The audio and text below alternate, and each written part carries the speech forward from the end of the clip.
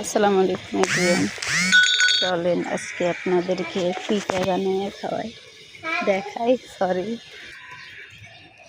তো এই যে আমার পিঠাগুলো রেডি। এটাকে বলা হয় চুটকির পিঠা। এই যে আমার মেয়েকে আগে কিছু পিঠা বানাইছিলাম, ওইগুলো কেটে দিছি আর এগুলো বানাতেন। তো এই যে পিঠাগুলো ঢেলে দিলাম। আগে থেকে নারকেল, দুধ সব কিছু দিয়ে দিলাম বা চিনিও দিলাম, আর কি সব নাড়াছাড়া করতেছে একটু যেন নিচে না বসে। নিচে বসলে তো পিঠাটা মানে খাইতে ভালো লাগবে না।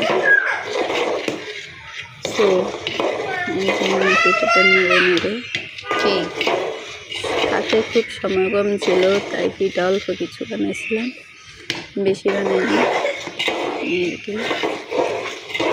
তো নাড়াচাড়া করতে করতে আমার পিঠাগুলো প্রায় হয়ে আসছে।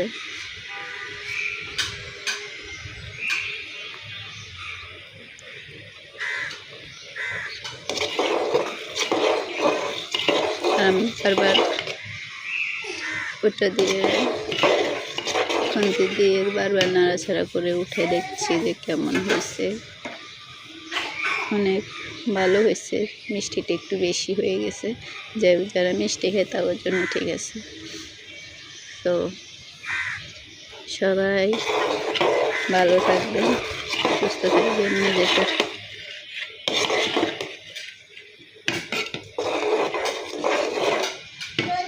সবাই ভালো থাকবেন। আল্লাহ হাফেজ, টাটা।